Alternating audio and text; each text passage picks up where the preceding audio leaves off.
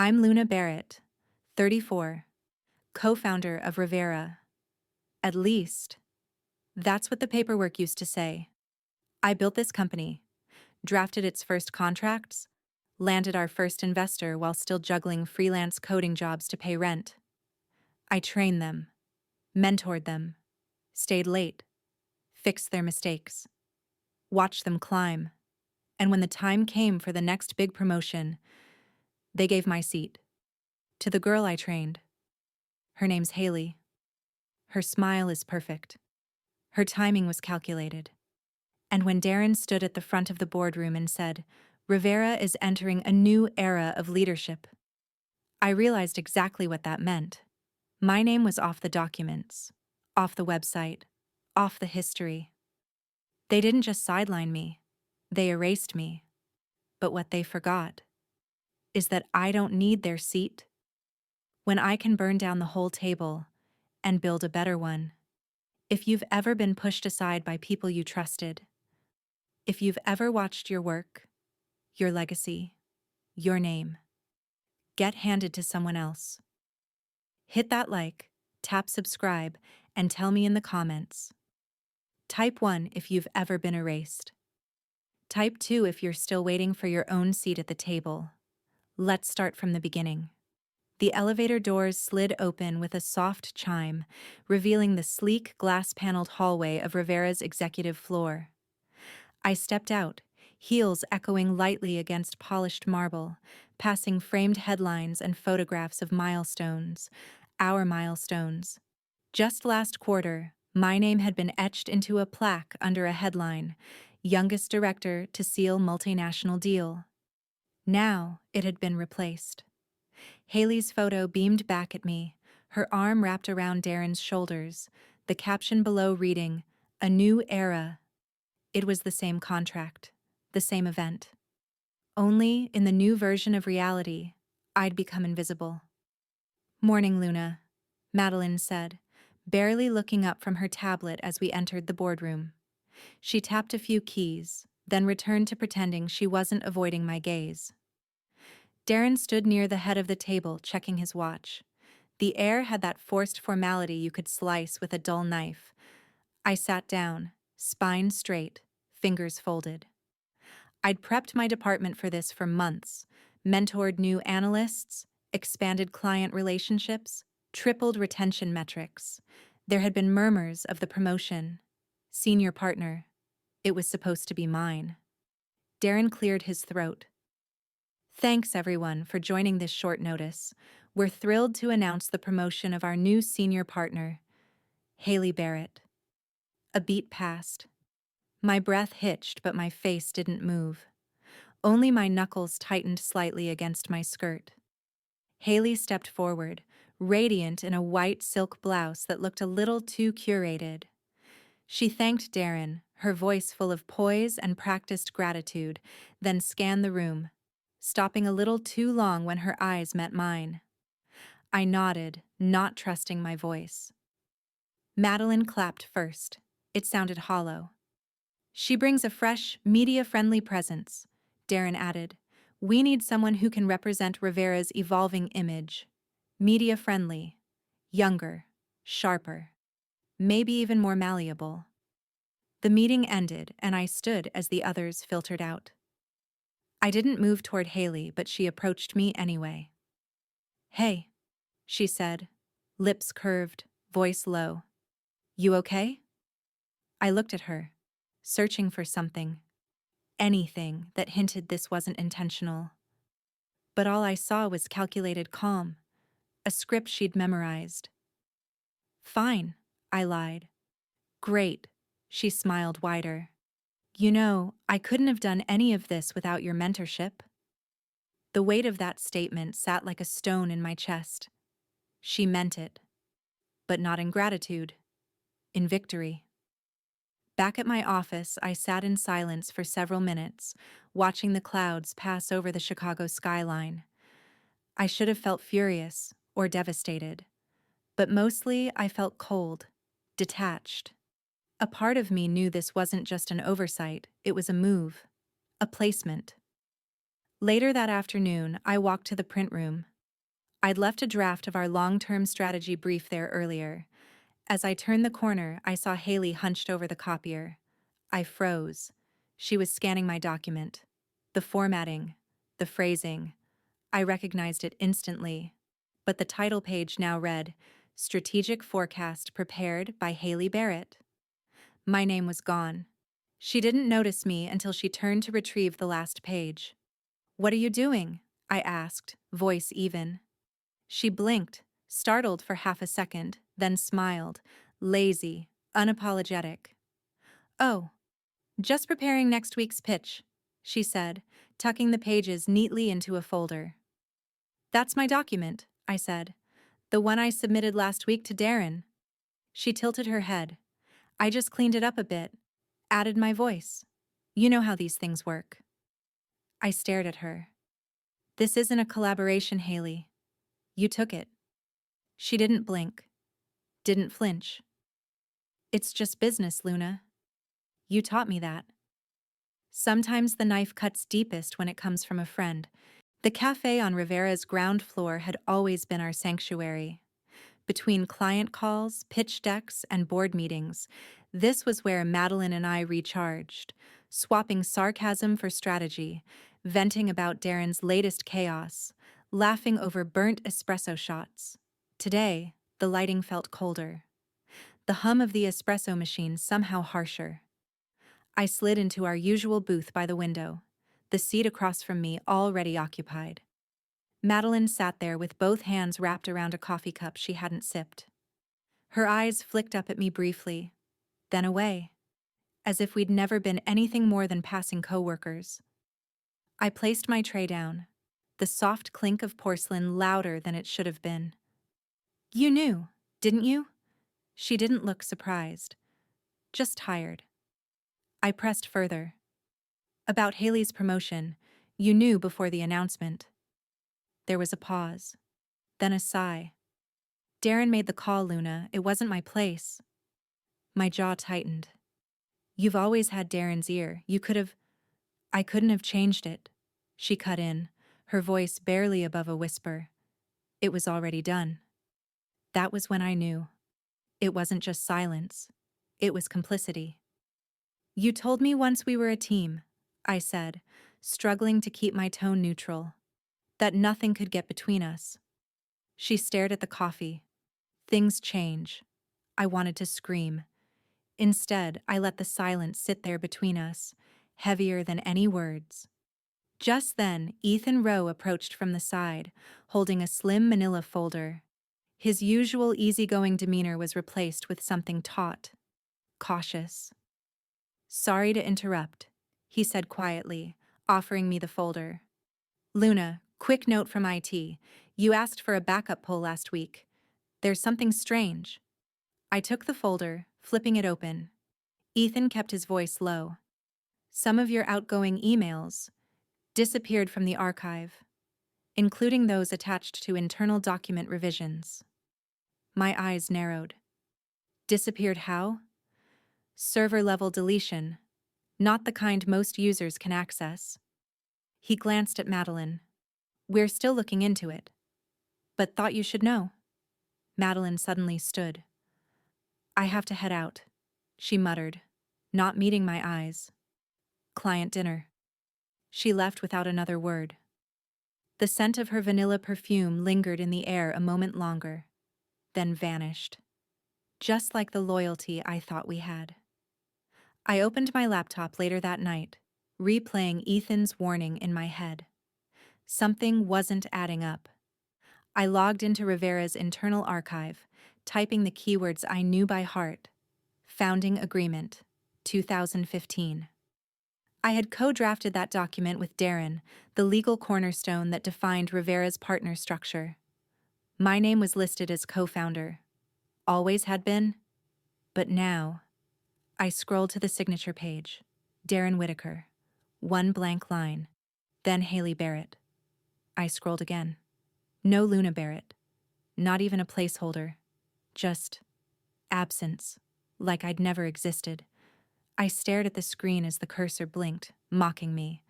A footnote referenced a revision date, just 2 days ago. My phone buzzed. Ethan. I checked the metadata, he said, his voice grave. Your name was scrubbed from the founding agreement, like you never existed. They invited me to a meeting about my own removal. The boardroom's chill had nothing to do with the air conditioning. It was in the lighting. Bright, clinical, unforgiving. It was in the silence, too, tight like a noose.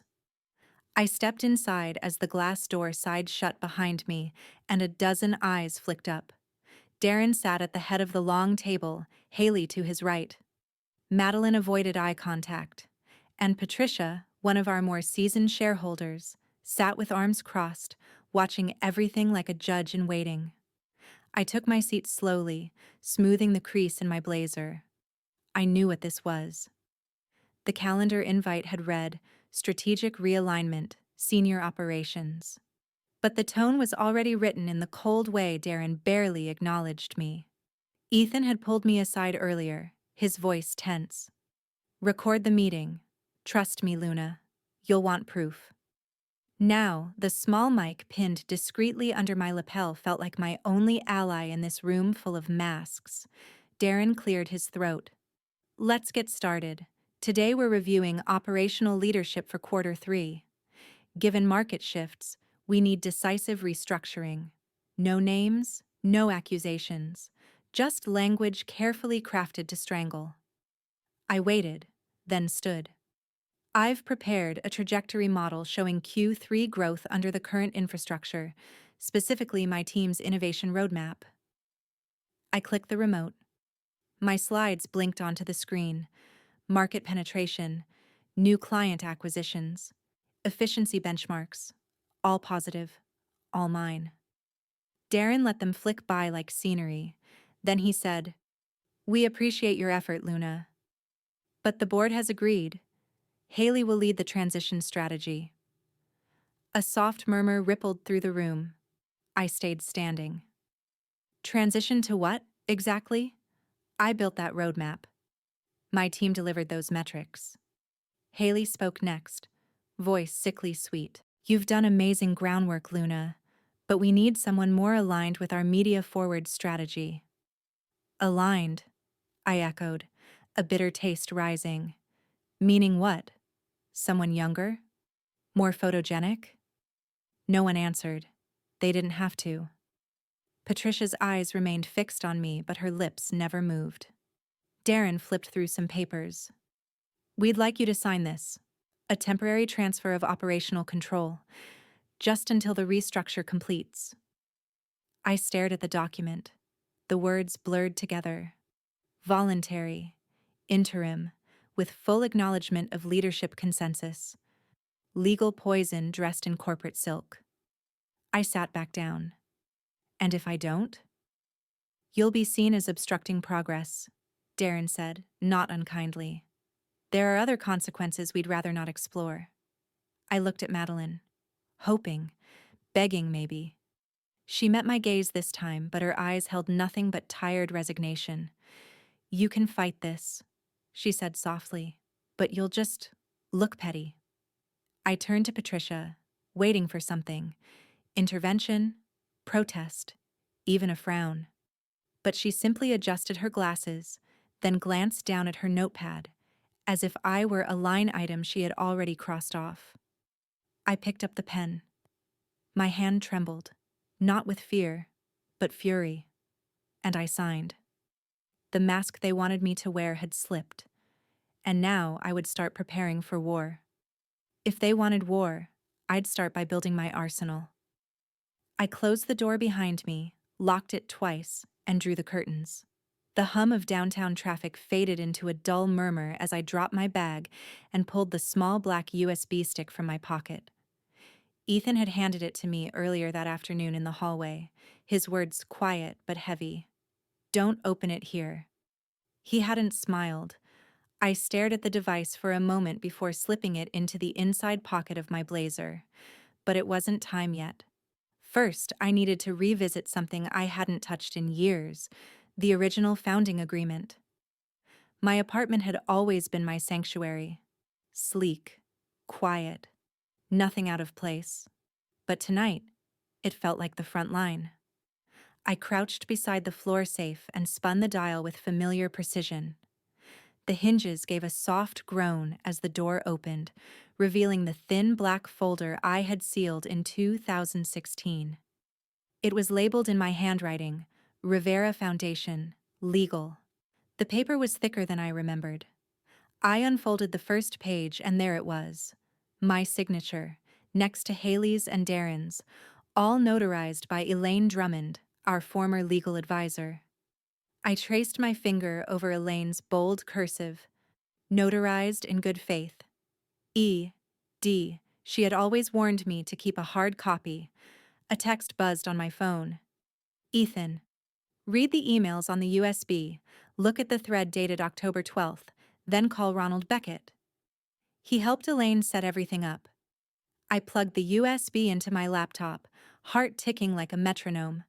A folder opened instantly. Logs greater than HR, greater than strategy phase 3. My breath caught. The emails were plain, cold, transactional. From Darren Whitaker, October 12th, 2023. We need Haley positioned before Q2 ends. Luna can't see it coming. Get Madeline on board. From Haley Barrett, November 1st, 2023. Let's scrub her from the credits on the internal system.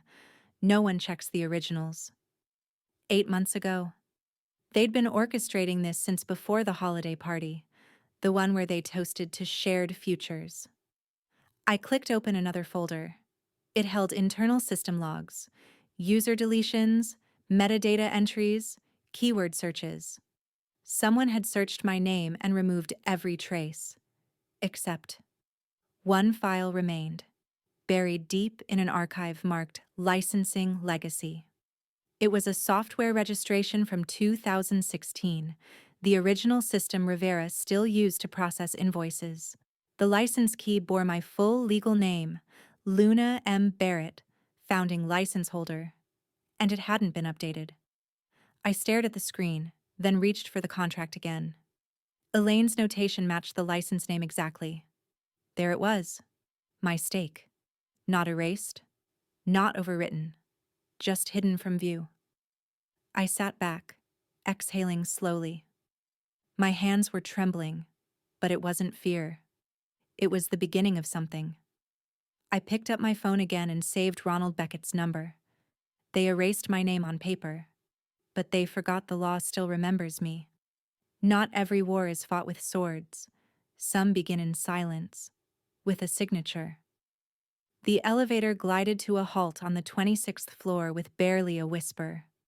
As the doors opened, I stepped into a world of polished marble, glass walls, and the scent of espresso drifting faintly through the air. Beckett and Langford wasn't just a law office, it was a fortress. Everything about it felt deliberate, poised, like the kind of place where no one raised their voice, yet the damage inflicted here would echo for decades. The receptionist greeted me by name and led me to a corner office overlooking Union Square. The man behind the desk looked like he hadn't changed in 20 years. Broad-shouldered, steel-gray hair, navy three-piece suit so sharp it could have sliced through contracts on its own. "Ms. Barrett," he said, rising with a firm handshake. "Ronald Beckett. I worked with Elaine for almost a decade. She spoke highly of you." I sat down, unzipping the folder I'd carried in a leather case all morning. She always said never start a company without a notarized copy. Ronald smiled faintly. Smart woman, and judging by what you're about to show me, she knew what she was talking about. I handed him the founding contract. His fingers moved across the paper with practiced ease. He pulled out a yellow legal pad and began jotting notes in tight script.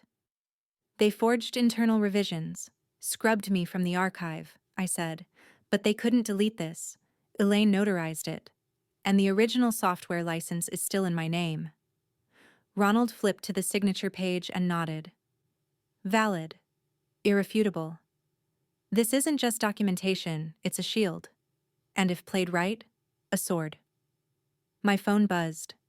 Ethan. I answered in a low voice. What did you find?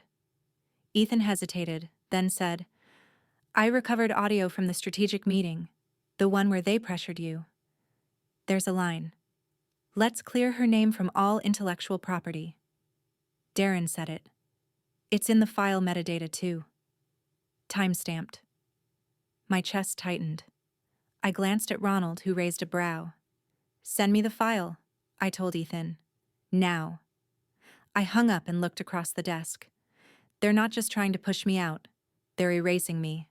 Legally. Financially. Ronald leaned back in his chair. Then we don't take them to court. We take them to the board. I blinked. What? A special shareholders meeting, he explained. You have original equity rights. We don't need public litigation. We need internal leverage. We call for a vote, expose the forgery, and corner Darren and Haley. If the board sees the liability risk, they'll turn on them faster than you can say fiduciary breach. I stared at him, speechless for a beat. Then a slow, dangerous smile crept across my face. Ronald matched it. Let's give them something to choke on, he said. They thought they tied every loose end. They missed the biggest one. Me. The private conference room at Beckett and Langford was dimmer than Ronald's office. No sweeping views, no glass walls. Just oak panels, a granite table, and silence thick with strategy. The kind of silence that meant war was being planned, not declared. Ronald leaned over a large binder filled with Rivera's original ownership documents, marked in highlighter and post-it tabs. Beside him, I sat rigid, hands folded on the table, while Ethan patched into the room via secure video call from the IT bunker he'd quietly assembled off-site. Ronald adjusted his glasses. According to this, he said, tapping the page, you were granted an 18% irrevocable ownership stake. It was embedded in Elaine's original clause as a protective counterbalance. Can't be modified without your consent. I frowned. They rewrote everything. How did they miss this? Because the clause was buried under the non-dilutable founder's rights section. You can't alter it unless all original signatories agree. And Elaine included a side addendum, filed with the state registrar.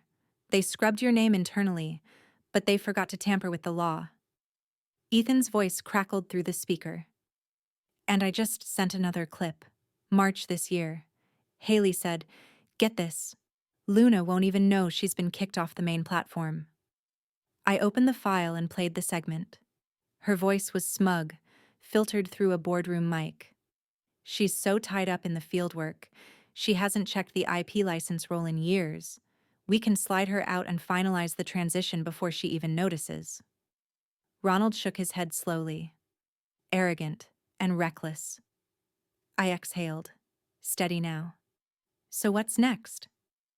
Ronald pulled a document from his briefcase, a formal authorization for legal representation and board action. You sign this, I'm allowed to initiate a call for an extraordinary shareholders meeting. We'll lay out the ownership breach, the forgery trail, and the IP theft. But more importantly, we'll stop them before they can sell or merge the company without you. I reached for the pen, my fingers no longer trembling. With a stroke of ink, I transferred power into the hands of someone who actually respected the law. Ronald leaned back. Now we wait for them to blink. Legally, they're bound. They can't complete any high-level transaction without 100% founder consent, and that includes you. The gravity of it hit me all at once. They had gutted me from my own creation, paraded my ideas under someone else's name, but they hadn't changed the bones of the company, and the bones still had my name on them. I looked straight at Ethan's frozen image on the screen, then to Ronald. My voice was calm, almost amused. Let's see how they squirm when the ghost they erased holds the veto. If you shine bright enough, no one checks if the light is real. The ballroom was soaked in soft lavender uplighting, rows of folding chairs filled with investors, technologists, and media personalities sipping coffee and scrolling their phones. The Rivera logo beamed across 3 massive screens, pulsing gently like a heartbeat. Center stage stood Haley Barrett, poised, polished, teeth white enough to blind a drone camera. I slipped into a seat in the back, hoodie up, low profile. No one noticed me. That was the point. Haley stepped to the podium in a tailored navy pantsuit. She exhaled audibly, the crowd silencing as the mic crackled to life. At Rivera, we believe disruption is only valuable if it's human-centric. I felt my throat tighten. That was my line. I'd written it 18 months ago, tested the phrasing for weeks. And now she repeated it, word for word, like it had bloomed from her own brilliance. I opened my tablet, pulled up last year's pitch deck, mine, and tapped a few keys. Attached, a side-by-side comparison of Haley's slides and my original PDF. Subject line, strategic plagiarism. Recipient, Melissa Crane, senior journalist at TechPulse. BCC, a few choice whisperers in the venture capital world. I hit send. Haley continued, confident in her theft. We optimized our SaaS deployment model to reduce latency by 43%, driven by hybrid learning loops. I could recite the rest of the talk in my sleep. Midway through her next point, a man near the front row raised his hand. Crisp gray suit. Seasoned eyes. "Excuse me," he said loudly. "Wasn't this the same strategy you presented at Chicago Tech last spring?" The room shifted. Haley blinked. I, our strategy has evolved, of course. But yes, there are consistent pillars. He didn't sit. Because I was there. That presentation was given by someone else. Aluna Barrett, I believe? Gasps and murmurs skittered across the audience like sparks on dry grass. Cameras pivoted, the live stream chat exploding with questions. Haley froze, one hand gripping the edge of the podium. Well, Luna and I worked closely. Too late. The moment was already captured. The hesitation, the stumble, the flicker of panic behind her eyes. Every frame of it recorded and ready to be dissected by 10,000 Twitter fingers. I stood up quietly and slipped toward the exit, avoiding the flurry of whispers now rippling through the crowd like a rising tide. Outside, I tucked my hands into my coat pockets and walked down the sidewalk as the wind picked up. I didn't need a front row seat to watch her unravel. Step 1, credibility. Gone. Every kingdom has a traitor. Mine just hasn't picked a side yet. The bar hadn't changed. The same flickering Edison bulbs cast amber halos over dark wood and dusted bottles. The jukebox in the corner still stuttered between jazz and synth pop, like it hadn't made up its mind since 2018. I slid into the booth near the back, the one we always picked because it was far enough from the bar to talk freely, and close enough to the door to leave when things went sideways. Madeline arrived 6 minutes late. Not enough to signal anything. Not enough to forgive anything either. She hesitated before sitting, eyes darting toward the bartender as if scanning for witnesses. "I didn't think you'd call me," she said softly. I didn't smile. And yet, here we are. She tried to soften the moment. "This place. Remember that night after the first funding round? You cried over onion rings?" "I cried because Darren tried to cut me out of the prototype showcase," I said flatly. "And you told me he'd never do that again." Silence. The jukebox kicked over to something moody. I leaned forward. "What do you know about removing my name from the contract?" Her body tensed. "Luna, don't stall me, Mads." "I didn't touch the legal files," she insisted, but her voice was strained. "I don't even have access to that level." "But you knew," I said, pulling my phone from my coat pocket. I tapped the screen once. Haley's voice spilled into the booth. "Madeline's a valuable silencer. She doesn't ask questions as long as her bonuses keep coming." Madeline's hand flew to her mouth. Tears welled up instantly, but I didn't flinch. I didn't want to believe it at first, she whispered. But when they started reshuffling teams, then your name disappeared from the boardroom lists. You stayed, I said. You signed the minutes. You let them erase me. She shook her head violently. You don't know what it's like. Darren has everything on me. He controls access to the equity vault. If I speak up, I lose my retirement, my reputation. Your soul? I cut in. She looked down. I've known you since grad school, Madeline. You were always the brave one, the loud one. Now you flinch when someone says board vote. What happened to you? The tears finally fell, silent and unceremonious. I let them. I didn't offer a napkin. Darren doesn't care about loyalty, I continued.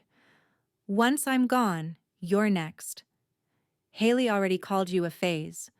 Want to hear that clip too? Madeline paled. You have one chance to choose the right side, Mads, before this company burns. She didn't respond, but she didn't walk out either. I left first. Let her sit with the weight of the decision. Some truths don't need a gavel or a press release. Sometimes they just need a mirror. Some truths need a microphone, others need a courtroom. At 3:02 a.m., the blog post went live. Rivera's brilliant lie. The headline blazed in white on a black background, topped by a grainy side-by-side of Haley's conference photo and a screenshot from last year's pitch deck bearing my watermark. The byline was Jonah Clark, but every paragraph whispered my fingerprints. Strategic data, internal leaks, legal irregularities, ghostwritten under the pseudonym Veritas Ex Machina. Truth from the machine.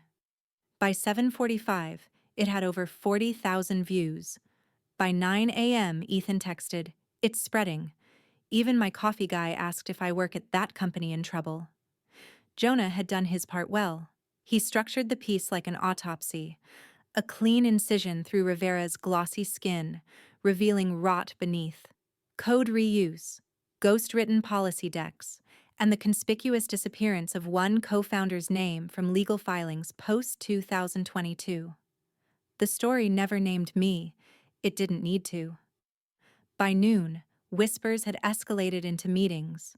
A few middle-level shareholders sent probing emails to HR, asking about their stake protection clauses. One compliance officer forwarded the article to 3 other departments, then CC'd me anonymously. Haley broke her silence at 2:17 p.m., quoted in Business Line Weekly. This is nothing more than baseless slander by anonymous cowards. Rivera stands on integrity. I almost choked on my tea. Integrity? The office leaked like a punctured pipe. By evening, Ethan called from a stairwell, breathless. 2 department heads just cross-emailed each other a link to your post. One called it concerning, the other asked if they should prepare for leadership transitions. And the board? I asked. He paused. I think they're watching to see which way the wind blows. That's when my other phone buzzed. A private line. Ronald. They're sniffing blood, he said calmly. I just got CC'd on a chain titled Shareholder Emergency Procedures. My pulse kicked up. Tell your team to prepare, Ronald added. They're asking for a board vote. I stood at the window, watching as rain streaked down the glass, each drop like a name they tried to erase, now reappearing, one after another. The storm wasn't coming. It had begun. They built a fortress on my silence. Now I'm back with a battering ram. The Rivera shareholders' meeting room had always smelled of polished ambition, fresh linen, metal, and hidden tension. But today, July 22nd, 2024, that tension hummed like a live wire. Every chair was filled, every eye watchful. Darren sat near the front, arms crossed tightly. Haley, to his right, wore a porcelain smile as if nothing could touch her. Patricia's presence loomed larger than her petite frame allowed, seated at the center, neutral, unreadable. Then there was me. I walked in like I had every right to be there, because I did. Ronald stood first. My client, Ms. Luna Barrett, has requested this extraordinary meeting in accordance with Article 4.2 of Rivera's founding charter. You'll find in your folders notarized proof that she remains a co-founder and controlling stakeholder, her ownership irrevocable by the terms signed in 2016. A murmur broke across the room. Darren leaned toward Haley, whispering something sharp. She didn't respond. Ronald clicked to the next slide. In addition, we bring forward documentation showing deliberate falsification of internal authorship records, a covert redirection of platform credit, and a coordinated media strategy designed to obscure Ms. Barrett's contributions. The screen flicked through exhibits. My software license timestamped before the launch, Haley's copied keynote from last year, Ethan's restored email logs, each one a stone pulled from the fortress walls. Finally, I stood. My voice didn't shake. I never left this company. I was pushed. Silently. Legally. Strategically. You were all meant to forget me. I turned toward Patricia. You've known me since the first pitch. You saw what we built. Patricia's fingers tapped the table rhythmically, expression unreadable. Before anyone could speak, Madeline stood. I have a statement, she said quietly. Darren's chair scraped as he half rose. Mads, don't. I was present during conversations where Luna's name was intentionally erased from documents. I didn't speak then. But I will now. I'm ready to testify. The silence broke like glass. Patricia reached forward, lifted the gavel, and let it fall. The vote passes, she said. Effective immediately, we demand a restructure of executive leadership. A collective intake of breath followed. Haley turned pale. Darren's jaw locked. Patricia turned her gaze to me. Welcome back, Ms. Barrett. Let's rebuild what they tried to steal. I walked into the room they once locked me out of. This time, I had the keys. The boardroom didn't feel so cold anymore. The same polished walnut table, the same leather-backed chairs. But this time, they didn't dwarf me. I didn't sit as a guest. I sat as a co-founder, a stakeholder, a survivor with receipts. Patricia sat at the head, her presence calm and commanding, but the room's attention had shifted. To me. Ronald stood beside me, a folder in one hand, a quiet fury in his stance. Across the table, Darren leaned back with the arrogance of a man who'd run unchecked too long. Haley, for once, wasn't smirking. Her fingers clutched a Rivera-branded pen like it might shield her. I've circulated the restructuring plan, I began, tapping the binder in front of each director. You'll find clear revisions to the chain of command, oversight protocols, and project ownership. This is the new Rivera, or it doesn't survive the week. Darren scoffed. You think you can just waltz in, wave a few papers, and rewrite the company?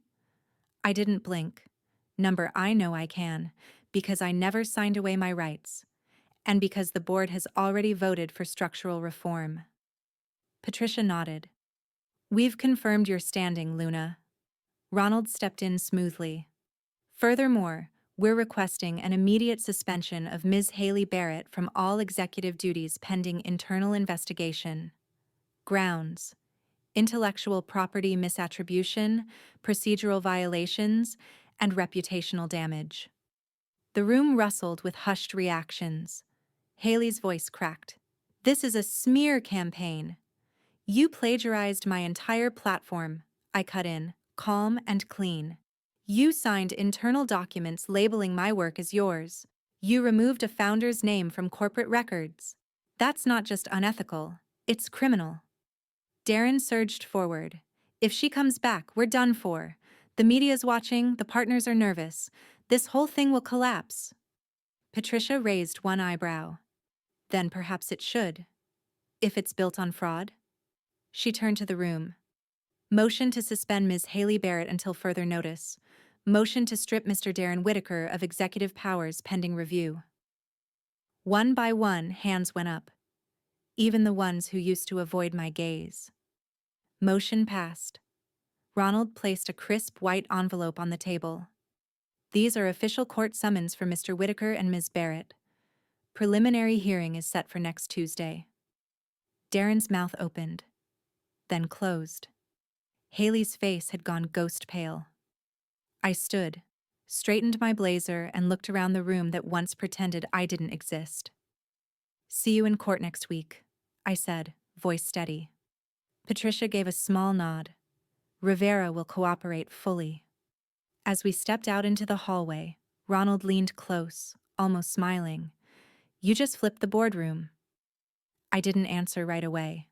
Instead, I walked toward the elevator, the heels of my boots echoing against marble, and whispered under my breath, "Now we play by the rules I rewrote." They wanted a courtroom. I brought the whole truth. Manhattan Civil Court buzzed with tension. The wooden benches overflowed with observers, press, junior analysts, shareholders in disguise. Cameras weren't allowed inside, but the weight of every glance, every scribbled note, made it feel like the whole world was watching. And for once, I wanted them to. Ronald stood to my left, composed. Across the aisle sat Haley and Darren, flanked by a defense lawyer who looked like he'd rather be anywhere else. The judge entered briskly.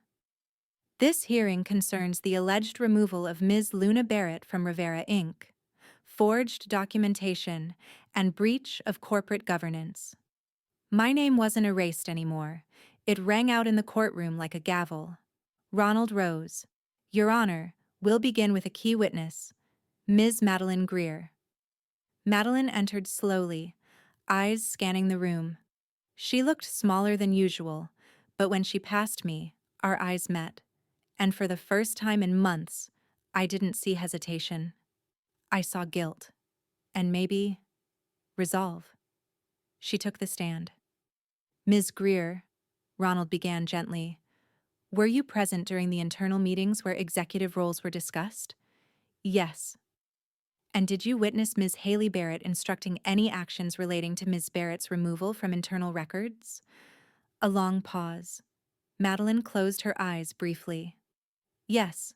She gave the order. Darren approved it. They said Luna wouldn't fight back." Murmurs stirred. Darren shifted. Haley clenched her jaw. Ronald continued. "And what about the signature on the IP transfer documents?" Madeline's voice trembled. "It was forged. I saw Haley bring in a printed version. She told me, 'We need her name gone before July.'" Gasps broke out in the back row. Ronald tapped his laptop. "We'll now play Exhibit C, an internal audio file dated April 2nd, 2024. The court speakers crackled. Haley's voice filled the room. "Wipe out all traces of that girl. Every file, every credit. I don't want her name on a single slide." A beat of silence followed. Even the judge looked stunned. Their lawyer scrambled up. "Objection. Context unclear. This could be..." "Sustained in part," the judge said. "But the voice is verified?" Ronald nodded. "Confirmed by metadata, forensic audio analysis, and 3 witnesses." The judge turned to Darren. "Mr. Whitaker, how do you respond to the forged documentation?" He stood shakily. I wasn't involved in the final paperwork. Haley handled..." "Earlier, you said you approved every executive document." Darren blinked. "I misspoke." The unraveling wasn't dramatic. It was surgical. By the time the closing arguments ended, the court had heard emails, voice recordings, metadata logs, and Madeline's sworn confession. A quiet storm of evidence. But each drop mattered. The judge leaned forward. "Given the volume and corroboration of the evidence, this court recognizes Ms. Luna Barrett as co-founder of Rivera, Inc., with full executive and intellectual property rights restored." A breath escaped my chest. The judge continued, voice grave. "Further proceedings will determine accountability for the forged documentation and fraudulent activity. This hearing is adjourned. The gavel hit wood. Haley sat frozen, not weeping, not arguing, just still. I stood, adjusted my jacket, and turned to the back. The press rose like a tide, flashes going off the second the doors opened. Outside, a wall of microphones waited. But for now, I took a breath at the threshold. I wasn't walking out of court. I was walking back into history. Mine. It only took one match to burn down their empire of lies. The morning after the verdict, Rivera was everywhere, but not in the way they had planned. Cable news cut to stock tickers flashing red. Headlines screamed across screens. Fraud scandal shakes tech giant. Founder erased, now reinstated. Barrett versus Barrett. Blood and betrayal in Silicon Square. I sat in Ronald's office with the blinds half closed, watching the unraveling of their carefully constructed kingdom. The press wasn't waiting for spin this time. They had the documents, the audio, the court records, and more importantly, the public was angry. On X, trending hashtags blazed like wildfire. Ash Rivera scam, Cha, justice for Luna. Fake founder Ronald refreshed the live news feed. 2 tech partners pulled out already, and I'm hearing a third is reviewing the licensing terms. I nodded. They're going to come begging for distance. No brand wants to be linked to forgery or a fraud masquerading as visionary.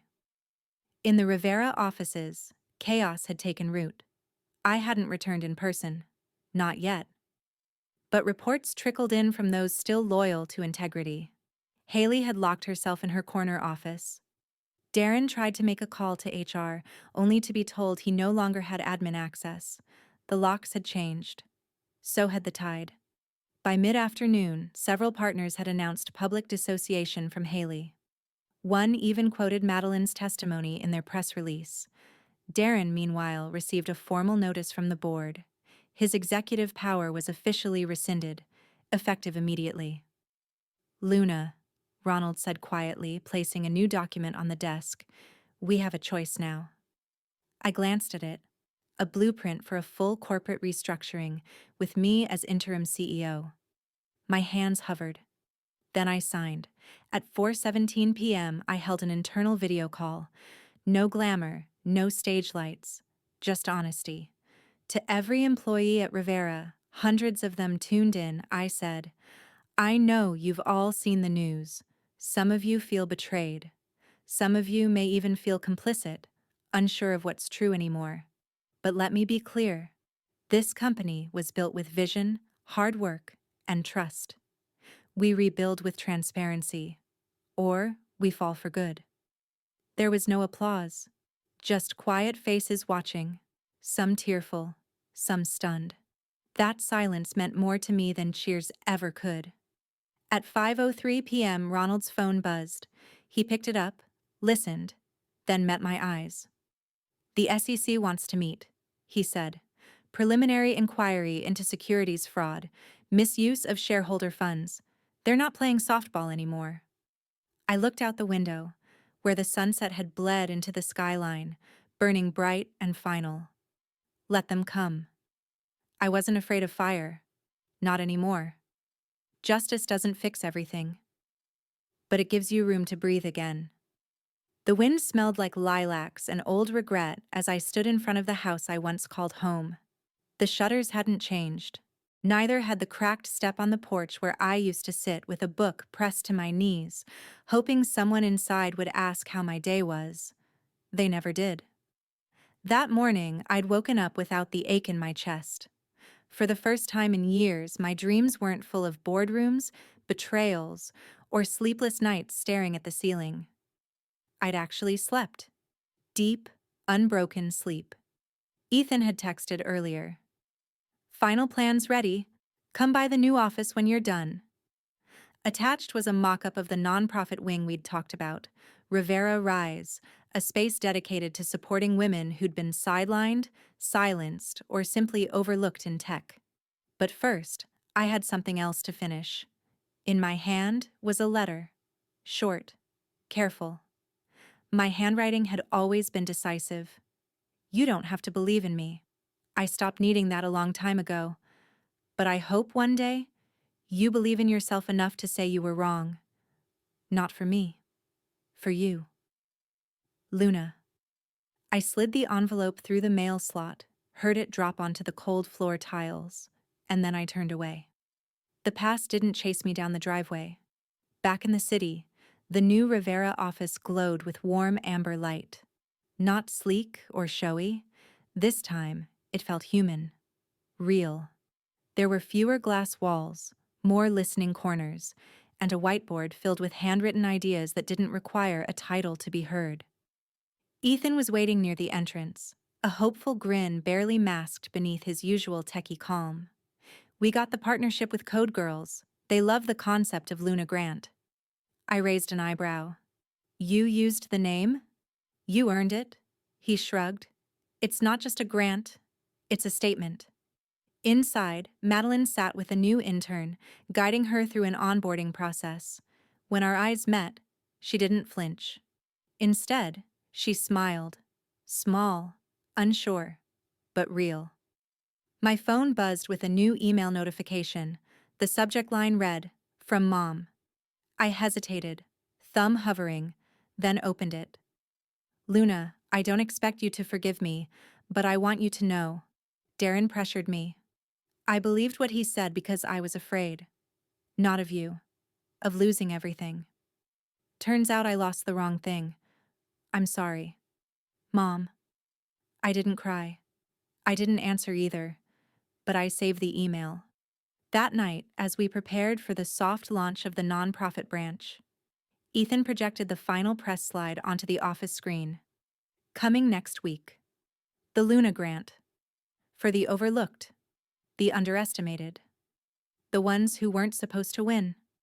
I looked at the bold serif typeface. At the rising star icon next to my name. My breath steadied. My shoulders loosened. Tomorrow, we'd face the future. But tonight, I stood quietly in the space we rebuilt from rubble and felt peace. They never saved me a seat, so I built the whole damn table. The lights dimmed, then bloomed into brilliance as I stepped onto the stage. The crowd stretched endlessly. Staff, shareholders, journalists, interns who didn't even know what happened a year ago. And above them all, the red light of the live stream camera blinked steadily. I paused at the podium, let the silence breathe. Not out of nervousness, but because I wanted to remember this moment. The air was charged, waiting. This wasn't just an announcement. This was reclamation. "Good evening," I began, voice steady. "My name is Luna Barrett. Some of you know me as the woman who once co-founded Rivera. Others only know the version that was erased. A rustle, a few glances exchanged, then stillness. But I'm not here to recount the past. I'm here to define what comes next." Behind me, the massive screen flared to life, displaying the new Rivera emblem, sleeker, clearer, with the added phrase, "Rivera Reformed," in bold script. "For every woman who got pushed out," I said, "for every mind that was told to sit down and let someone else take credit, this one's for you." Applause broke out, starting slow, then rising, echoing, thunderous, not manufactured, not polite, real. Far away, in a dark apartment somewhere downtown, Haley Barrett sat on a couch, watching. Alone. The echo of my words reached her too. She didn't cry. She didn't speak. Just stared, unblinking. Back in the hall, I turned slightly as Ethan rolled out a modest pedestal bearing a chair. It wasn't ornate. No gold trim, no velvet cushions.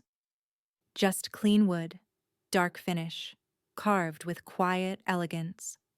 He whispered, almost sheepishly, "We thought you should have the seat they never gave you." I sat down. And when the crowd settled, Ronald stepped forward with the final document. Thick cream paper, embossed edges.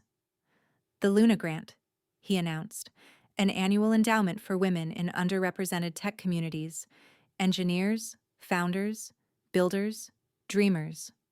I signed it. The pen clicked softly. The cameras clicked louder. The applause shook the walls. As I stood again, I looked out at the people who hadn't been there when I was forced out. And the ones who stayed. And the ones who never stopped believing, even if I had. I smiled, slowly, fully. This, I said, voice clear as glass, is where the new story begins.